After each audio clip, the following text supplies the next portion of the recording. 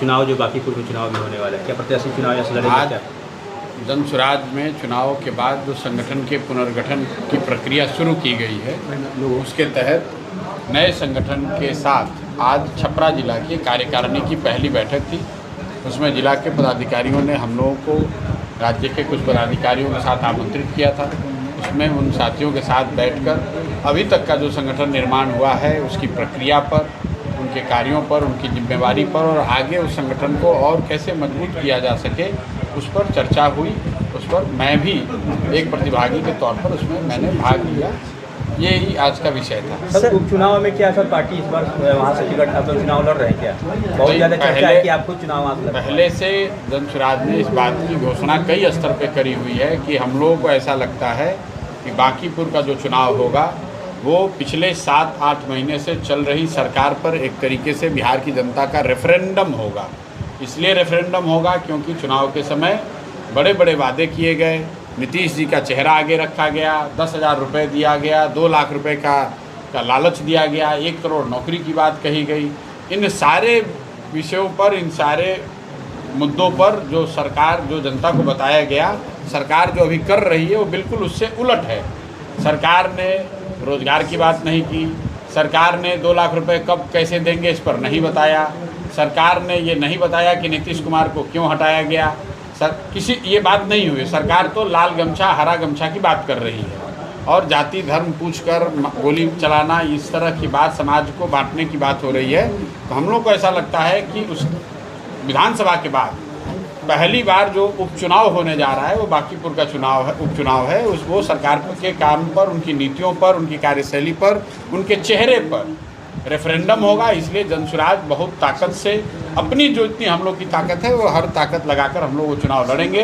और हम लोग जानते हैं, समझते हैं कि उसको वहाँ पर भाजपा को अगर कोई हरा सकता है तो जनसुराज ही हरा सकता है, क्योंकि पिछले 40 बरस से राजद के लोग, कांग्रेस के लोग, महागठबंधन के लोग वहाँ पर भाजपा को हरा नहीं पाए हैं। और ये भाजपा के राष्ट्रीय अध्यक्ष का सीट है, भाजपा का बिहार में मुख्यमंत्री बना है पहली बार, उसके बाद ये चुनाव हो रहा है। पहले मैंने जो बात आपको बताई कि 10 तरह के वादे जो सरकार ने किए थे, एनडीए ने किए थे, उन वादों पर सरकार ने क्या किया, नहीं किया, उस पर जनता का क्या मत है, इन सब का मिला जुला असर आपको बांकीपुर के चुनाव पर दिखेगा। इसलिए जनसुराज पूरी ताकत से बांकीपुर का चुनाव लड़ेगी। सर, सोशल मीडिया पर काफ़ी चर्चा है प्रशांत किशोर ही बांकीपुर से चुनाव लड़ सकते हैं। भाई ये तो पार्टी तय करेगी। मैंने आपको एक शब्द में कह दिया कि बांकीपुर का चुनाव जीतने के लिए जनसुराज को जो कुछ भी करना पड़ेगा वो सब कुछ किया जाएगा। अच्छा सर, राबड़ी देवी जो है सर 10 रोड जो है बंगला खाली नहीं करना चाह रही है, कह रही है फोर्स बुला लो, इस पर क्या कहेंगे सर? देखिए, राबड़ी जी वहाँ पर विपक्ष प्रतिपक्ष के नेता के तौर पे विधान परिषद में वो शायद नेत्री हैं, उसके आधार पर उनको घर मिला हुआ है। सरकार ये कह रही है, जहाँ तक हम लोग मीडिया के माध्यम से जानते हैं, कि इस घर को छोड़ दीजिए, दूसरे घर में चले जाइए। सही है गलत है ये मामला उनके बीच और सरकार के बीच का है, लेकिन बड़ा मामला जो है, जो कि आप लोग को उठाना चाहिए, कि पिछले 25-30 साल से बिहार के मुख्यमंत्री का एक आवास है जिसका नाम हम लोग जानते हैं, एक अने मार्ग। एक अने मार्ग पहले से 8 एकड़ में फैला हुआ बंगला है और पहली बार सम्राट चौधरी ने मुख्यमंत्री बनने के बाद उसके बगल में देशरत्न मार्ग, जो देशरत्न मार्ग का जो बंगला है, जो कि डिप्टी सीएम का था, उसको भी मुख्यमंत्री आवास में मिला दिया गया। तो मैं आपके द्वारा बिहार की जनता को ये बताना चाह रहा हूँ कि देश में सबसे धनी राज्यों में एक महाराष्ट्र का जो मुख्यमंत्री का बंगला है वो 10 कट्ठे में, 15 कट्ठे में है, और देश का सबसे गरीब राज्य है बिहार, उसका मुख्यमंत्री 8 एकड़ के बंगले में, उसको पूरा नहीं पड़ रहा है तो 5-6 एकड़ का बंगला और मिला दिया है। तो ये कहीं ना कहीं मुख्यमंत्री को, दूसरे को बंगला में हटाने, रखने, खाली कराने से पहले मुख्यमंत्री को और सरकार को जवाब देना चाहिए कि एक अन्य मार्ग में जो मुख्यमंत्री का आवासीय परिसर है उसमें देशरत्न मार्ग को क्यों मिलाया गया है, किस परिस्थिति में मिलाया गया है, इसका भी तो जवाब देना चाहिए। अगर आप दूसरों से सूचिता की बात कर रहे हैं, दूसरों से कह रहे हैं कि नहीं आप इतने बड़े बंगले में मत रहिए, और अपना जो बंगला है उसको प्रधानमंत्री के बंगले से भी बड़ा बना रहे हैं, तो बिहार की जनता सवाल तो करेगी ही करेगी। जो व्यक्ति अभी कुर्सी पर बैठे हैं उनके चाल चरित्र चेहरा के बारे में सबसे पहले इस राज्य में अगर किसी ने बेबाकी से कहा है तो जनसुराज ने बोला है, प्रशांत किशोर ने बोला है। इस तरह के चाल चरित्र के चेहरा के लोग अगर राज्य के मुखिया होंगे तो चाहे जो भी वक्तव्य सरकार का आ जाए, जो भी नीति आ जाए, क्राइम नहीं रुकने वाला है, क्राइम बढ़ेगा।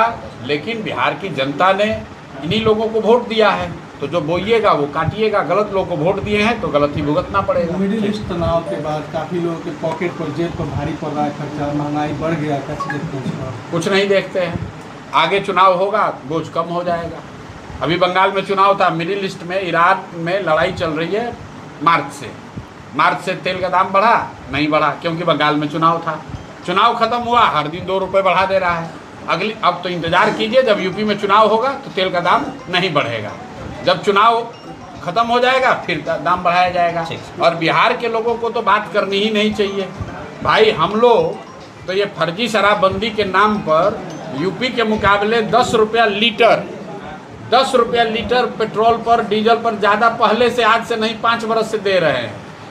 तो और 10-20 रुपया का और बहुत सही।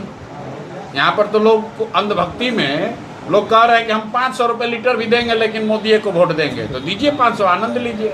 सर ममता बनर्जी ने धरना प्रदर्शन किया। उन्होंने कहा है कि अगर मुझे यहाँ धरना प्रदर्शन का मौका नहीं मिलेगा तो मैं दिल्ली में जाकर मुझे गोली मारना है, गिरफ्तार करना है, कर लो, लेकिन मैं धरना प्रदर्शन करूँगी। लोकतंत्र है, सबको अपनी बात कहने का अधिकार है। सर, आपने जिस एजेंडे पर चुनाव लड़ा, तो चुनाव दोबारा आप लड़ेंगे, पुनर्गठन कर रहे बेटियों का बूथ लेवल तक, कैसे देखते हैं इसके एजेंडे को कि क्या लेकर चलेंगे, वही लेकर चलेंगे? कुछ एजेंडा जहाँ जो हम लोगों ने कहा वो कायम है। क्या बिहार में शिक्षा व्यवस्था सुधर गई? क्या बिहार से पलायन बंद हो गया? क्या बिहार में एक भी नई फैक्ट्री लग गई? क्या बिहार में एक पैसे भी भ्रष्टाचार कम हुआ?